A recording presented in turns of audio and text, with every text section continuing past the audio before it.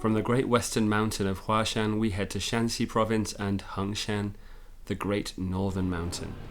Sitting at the foot of the mountain is the little town of Hunyuan, which you can use as a base for climbing the mountain. Exploring some of the back streets, I came across this beautiful Jin Dynasty pagoda built in 1158.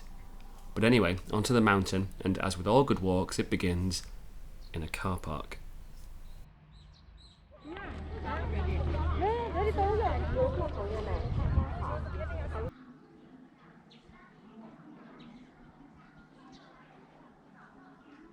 Alright, well underway now on our hike up Hengshan.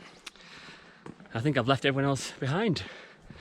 I got off the first bus and of the morning. It only opens at 8 o'clock, this mountain.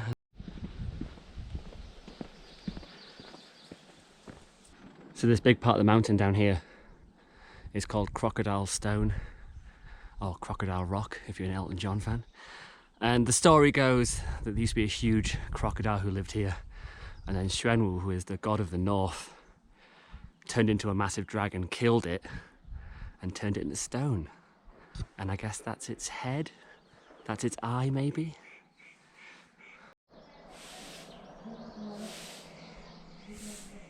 It's so far lovely. It's really cool. It's in a pine forest, this mountain. Despite it being 34 degrees outside, it's really, really, really cool. Right, this is Dawang Temple, where apparently a long time ago they used to do sacrifices to the mountain, to the gods. Dawang Temple was once used as the site of imperial sacrifice to the heavens, and later as the emperor's residence when the ritual site was moved a little further uphill to Hengzong Hall. This is also the place a rock supposedly flew out of the mountain. We'll come back to that later. Hey sleepy cats.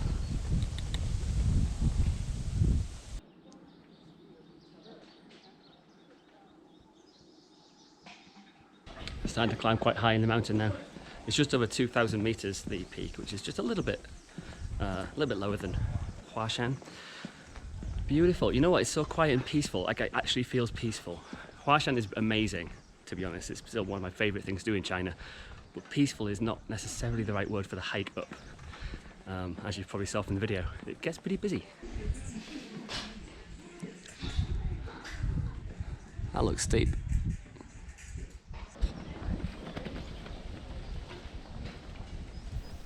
The temple cluster on the southern face of the main peak is where all roads lead. Temples have existed here since at least China's first imperial dynasty and have been destroyed and rebuilt repeatedly ever since. Less imperial visits occurred here than at the other four great mountains, partly due to the mountain being outside of imperial Chinese control for many years, but some emperors, including the famous Han Wudi, did make it here to perform the rituals to heaven and earth. Don't worry, Hengshan, I'm still alive. Quite handy little footholds to get up here.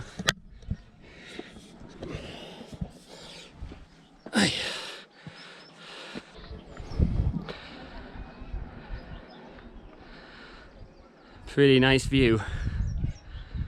So at the bottom of this mountain there's a really famous place called the Hanging Temple, or Xuankongsi.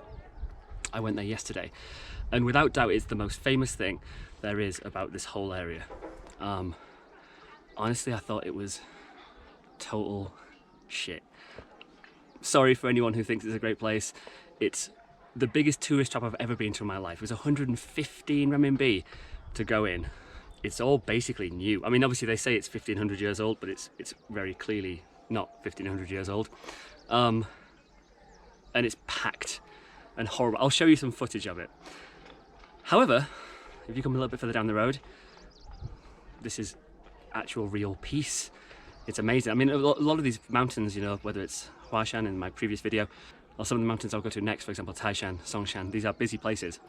This place actually does have some real peace. You walk through like a really nice pine forest on the way up, and then obviously you reach the temple cluster, which is kind of fascinating. And then after that, I assume, up to the very top. It's great. I mean, if you're going to visit, you know, this area of China, you probably will go to the Hanging Temple because you'll have seen videos of it and it looks amazing. Not for me. It wasn't my thing. I was quite ready to get out of there as soon as I arrived, to be honest.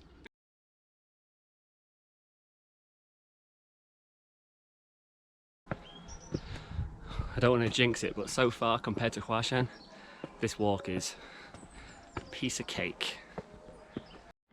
The final stretch up to the summit wasn't too much of a challenge, but the views were great. Easier, quieter, and much less fanfare than Huashan, the Great Northern Mountain was quite the experience. Add it to your list. Alright, this is the top of the Great North Mountain. 2,116.1 meters. Done. To welcome me at the top.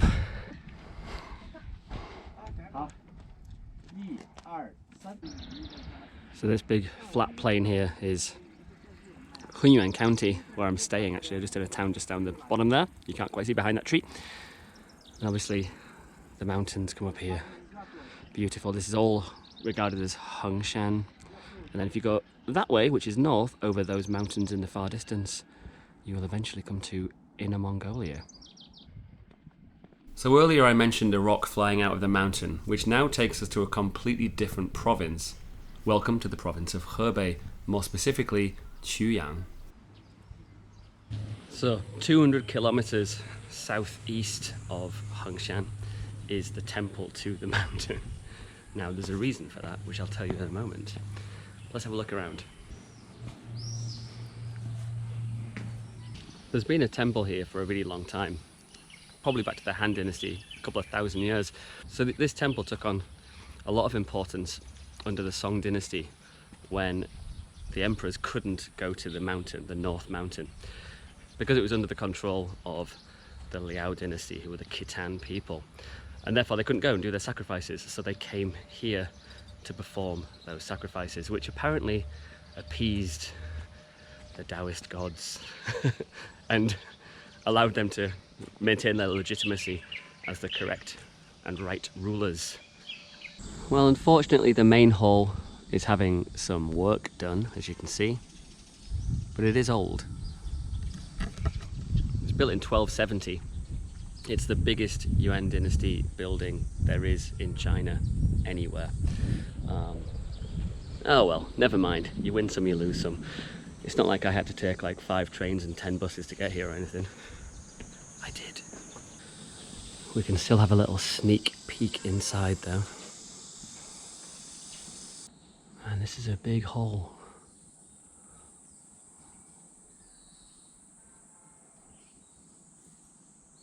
Well, shame about the scaffolding on the outside, but never mind. Wonderful building. So it is regarded as the best preserved and certainly the biggest Yuan Dynasty building left in China. It's called the Durning Hall, which is the Hall of Virtuous Tranquility. You know, it's a rare thing anywhere in the world, but especially in China, to come to a place and have it all to yourself. There is nobody here. But then, it's not the easiest place to get to. It took me, like I say, a couple of buses and a train to get here. Worth it? Sure. It's always worth it, right? So this platform here used to have a temple on it, a temple building, which was called the Flying Stone Hall.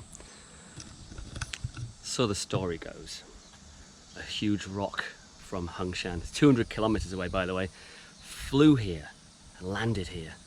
And obviously that story allowed the emperors to not go to the mountain and instead just do all of their sacrifices and rituals right here. Do we believe that story? Sure, why not? Alright everybody, that brings us to the end of our video. 200 kilometers away from the mountain that the video was about. If you have any questions about this trip or any of these mountains I'm climbing, please just drop me a comment. This mountain in particular, Hengshan, there's not a lot of information I could find online about the hike and how to do it and things like that. So yeah, any questions, just fire away, and I will see you in the next one for another mountain, the Eastern Mountain next time, which is the most famous of them all. All the best. Bye-bye.